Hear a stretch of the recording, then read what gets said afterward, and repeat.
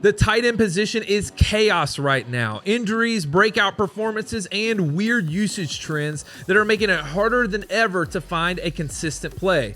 Whether you're streaming or you're hoping your mid-round pick finally hits, here's your top 15 tight ends to stay ahead in week number 3.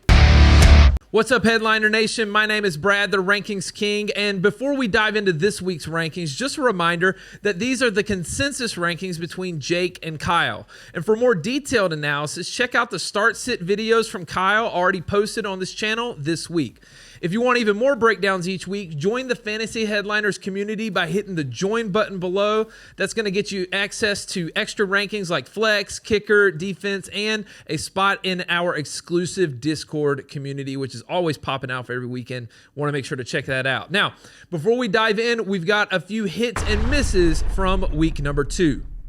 Our first tight end hit was Tucker Kraft of Green Bay, and even with all the options in Green Bay, we ranked him as a top 5 tight end in week number 2, and he had a monster week. What about Tyler Warren with Indianapolis? He has the potential to be a top 3 tight end weekly, but with the way Jones is spreading the ball around, we left him at tight end 6, and he finished at tight end number 7. And then Dalton Kincaid with the Bills, and we didn't expect Buffalo to throw in week 2 like they did in week 1, so we put Kincaid down at tight end 18, and he came right in at tight end 19. All right, here's our misses. What about A.J. Brown from Seattle? He's going to have these good games, but consistency will be the problem. And this was one of the weeks where we simply just had him too low. What about David Njoku? He got more work in week number 2, but he couldn't do much with it, and we had him too high in the rankings again this week. And then Jatavion Sanders. He really benefited from Carolina playing from behind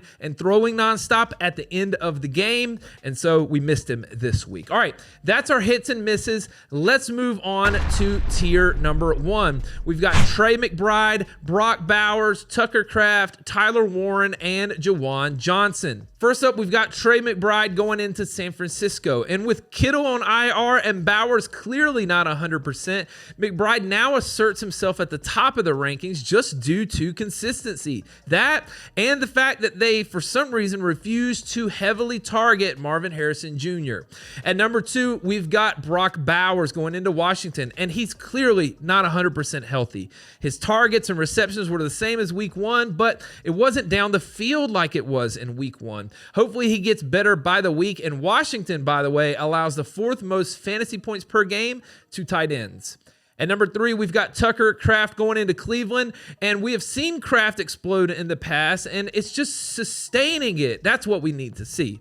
He is currently tight end number 1 on the year, but this is not an easy matchup against Cleveland, so beware, because they only allow 6.7 fantasy points per game to tight ends. And then at number 4, we've got Tyler Warren. And with the way that Daniel Jones is playing and how they are committed to him weekly, he will more than likely remain in the top 5 for the rest of the year. Also, it helps this week with the Titans allowing over 9 fantasy points per game to tight ends.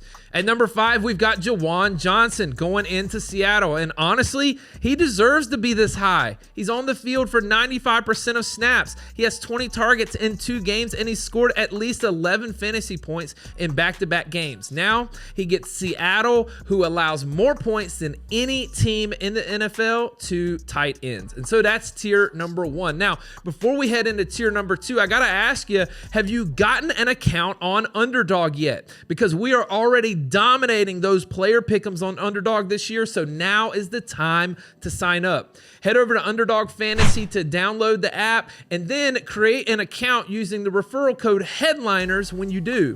Then just make your initial deposit and come join a contest. You're going to get a first-time deposit bonus and a free player pick'em. And Jake is already doing a killer job breaking down the best picks weekly in a show. He had 19 hit this week in the Discord, so that's definitely worth your time. Links to join are in the description below, and we look forward to playing with you this week. All right, Next is tier number 2. We've got Sam Laporta, Kyle Pitts, Zach Ertz, Travis Swift-Kelce, and Jake Ferguson. At number 6, we've got Sam Laporta. Now, with so many mouths to feed in Detroit, it's going to be hard for Laporta to stay consistent, but this is a good matchup for him. Baltimore has allowed the second most fantasy points per game to tight ends so far this year, and all he needs is a touchdown. At number 7, we've got Kyle Pitts, and not a ton of production in week 2, but he was on the field for 80% of the snaps, and now he gets a great matchup against the Carolina Panthers, who allow over 15 fantasy points per game to tight ends. At number 8, we've got Zach Ertz, and he continues to be a reliable weekly option. He's going to get a handful of targets, and he's going to be looked at in the red zone. Next up, we've got Zach Ertz, and he continues to be a reliable weekly option. He's going to get a handful of targets, and he's going to be looked at in the red zone. He has touchdowns in back-to-back games, and we are crossing our fingers that Jaden Daniels is good to go, but even then, we think that Mariota will look at him. Then number 9, we've got Travis Swift-Kelce. Guys, he straight up dropped a touchdown in week 2 and looked around like it was somebody else's fault. I get it. Planning a wedding's hard. Chicken or fish. What do you do? But there are still limited options in this offense, and he's going to continue to get looks.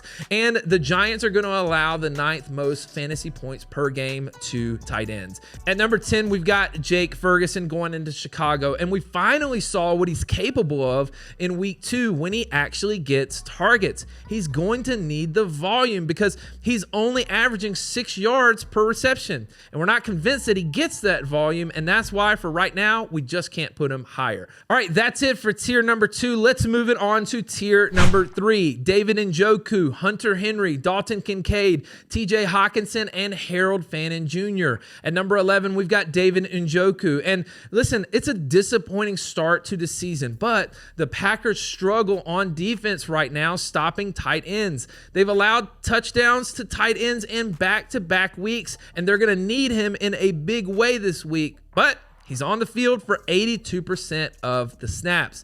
At number 12, we've got Hunter Henry. And week 2 was a downer, but Ramondre Stevenson was really all the Patriots needed. Henry remains on the field consistently, though, playing almost 90% of the snaps. And Pittsburgh allows almost 10 fantasy points per game to tight ends. At number 13, we've got Dalton Kincaid. Now, there's nothing safe about any of these guys. That's exactly why they're in tier number 3. But the Dolphins allow almost 10 fantasy points per game to tight ends. And if Miami can score at least 14 points, we should have a chance at some Kincaid production.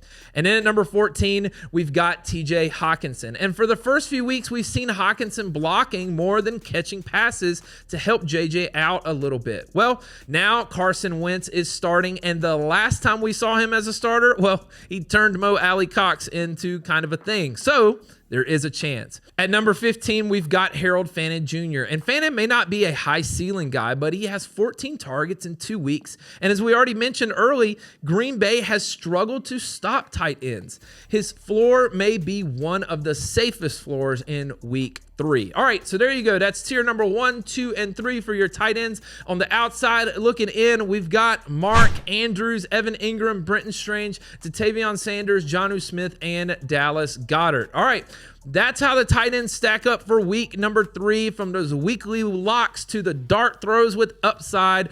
Let us know in the comments who's your tight end sleeper, and we're going to answer as many questions as possible.